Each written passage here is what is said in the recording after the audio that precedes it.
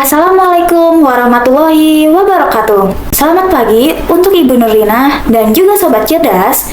Saya senang sekali bisa menyapa kalian semua pada kesempatan hari ini. Perkenalkan, nama saya Nadia Yuliasari dengan NIM 2303045015 dengan nomor absen 08. Pada kesempatan kali ini, saya akan menyampaikan suatu pembahasan yang sangat menarik.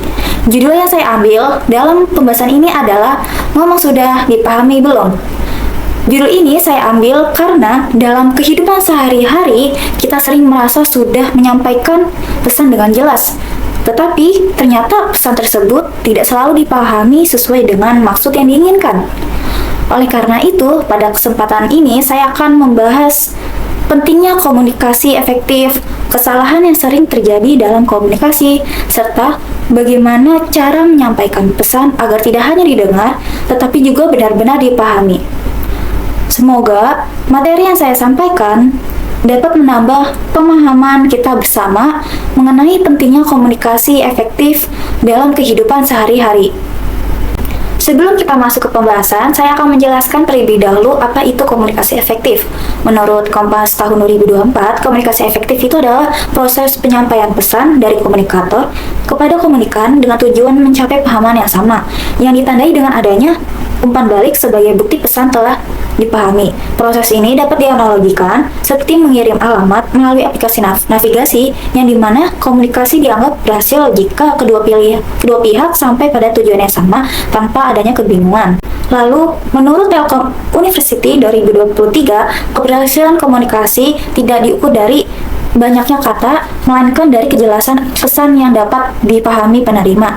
Selain itu, menurut Journal of Human Education 2021, lebih dari 60% konflik di lingkungan kerja disebabkan oleh komunikasi yang tidak efektif. Akibatnya, pesan yang tidak jelas dan kurangnya umpan balik. Oleh karena itu, komunikasi efektif bukan sekedar menyampaikan pesan, tetapi memastikan tercapainya pemahaman bersama secara tepat. Setelah Sobat Cerdas mengetahui apa itu komunikasi efektif, selanjutnya kita akan membahas apa saja unsur-unsur yang membentuk komunikasi efektif. Unsur komunikasi terdiri dari komunikator, pesan, media, komunikan, dan juga umpan balik. Kelimanya ini bekerja sama agar komunikasinya berjalan secara efektif. Unsur pertama adalah komunikator. Komunikator adalah pihak yang menyampaikan pesan seperti guru atau manajer yang tugasnya ini memastikan informasi yang disampaikan secara jelas. Lalu yang kedua adalah pesan. Pesan adalah inti informasi berupa ide atau instruksi yang harus jelas agar tidak menimbulkan kesalahpahaman. Lalu yang ketiga adanya media. Media ini sebagai saluran komunikasi, contohnya seperti email, chat, atau bahkan seperti pertemuan langsung yang berfungsi sebagai penghubung antara pengirim dan juga penerima pesan. Lalu yang unsur keempat adalah komunikan. Komunikan ini adalah pihak yang menerima pesan seperti siswa atau bahkan karyawan yang harus memahami isi komunikasi agar tujuan tercapai.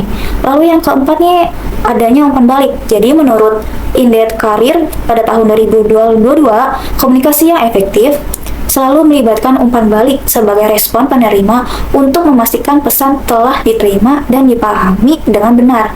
Dengan demikian, dari kelima unsur seperti komunikator, pesan, media, komunikan, dan juga umpan balik yang harus dijaga agar komunikasi berhasil dan juga pesan benar-benar dipahami secara bersama.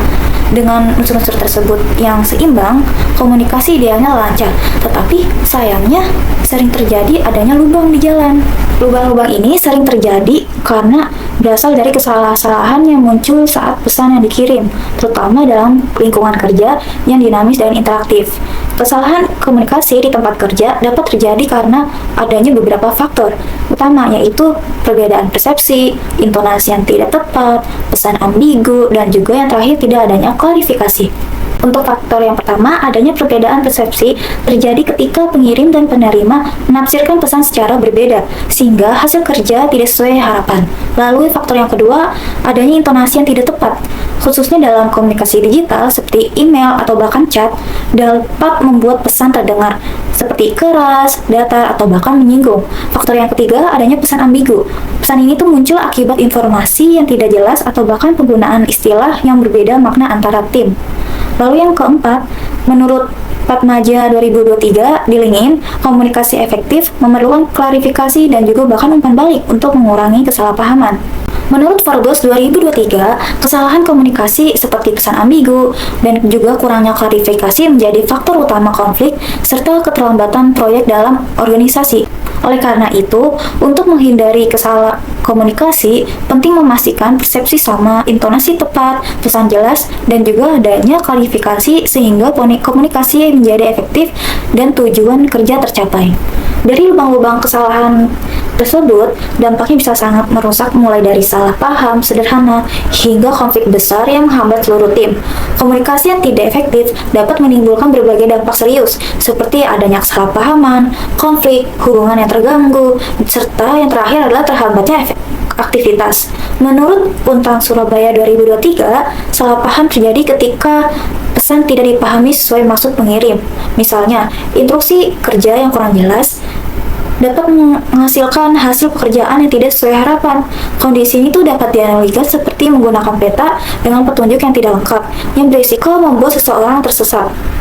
Salah paham yang berkelanjutan dapat juga memicu konflik karena perbedaan penafsiran yang menimbulkan emosi negatif dan juga ketegangan, misalnya perdebatan antar departemen.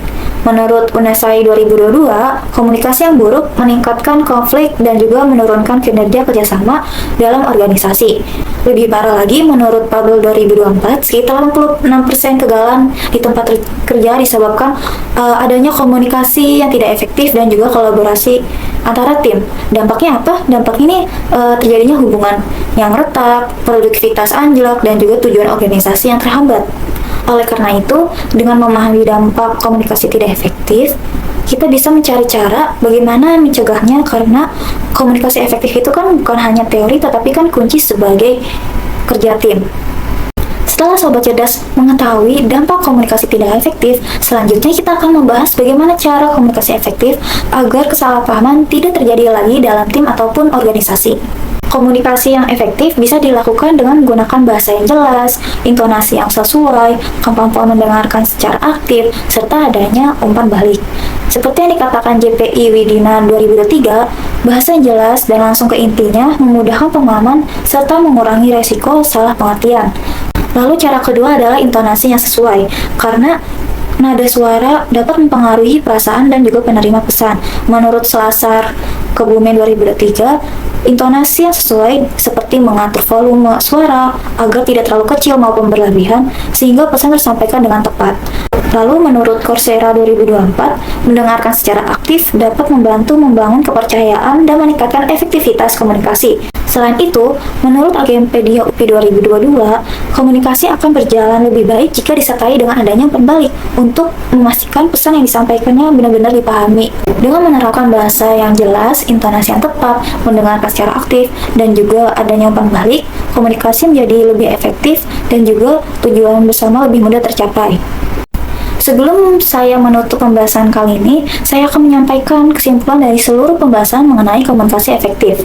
Berdasarkan pembahasan yang telah saya sampaikan, dapat disimpulkan bahwa komunikasi efektif adalah proses menyampaikan pesan dengan tujuan agar pengirim dan penerima pesan memiliki pemahaman yang sama. Komunikasi yang baik tidak hanya sekadar berbicara, tetapi juga memastikan pesan dipahami melalui unsur komunikator, pesan, media, komunikan, dan juga umpan balik yang saling berkaitan. Tetapi jika komunikasi tidak dilakukan dengan jelas, dapat muncul berbagai masalah seperti salah paham, konflik, dan juga terganggunya hubungan kerja.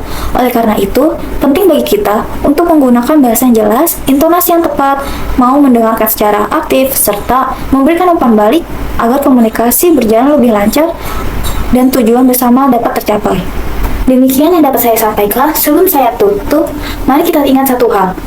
Bicara itu mudah, tapi membuat orang lain benar-benar mengerti adalah sebuah seni. Jadi, mari kita tidak hanya fokus menjadi pembicara yang hebat, tapi berusaha menjadi penyampai pesan yang membekas di ingatan. Semoga apa yang saya bahas sebelumnya tidak cuma mampir di telinga, tetapi bisa meresap di pikiran dan juga membawa perubahan baik untuk komunikasi kita ke depannya. Terima kasih untuk Ibu Nurlina dan juga Sobat Cerdas semua atas perhatiannya yang luar biasa. Saya Nadia Auliasari, pamit undur diri. Wassalamualaikum warahmatullahi wabarakatuh.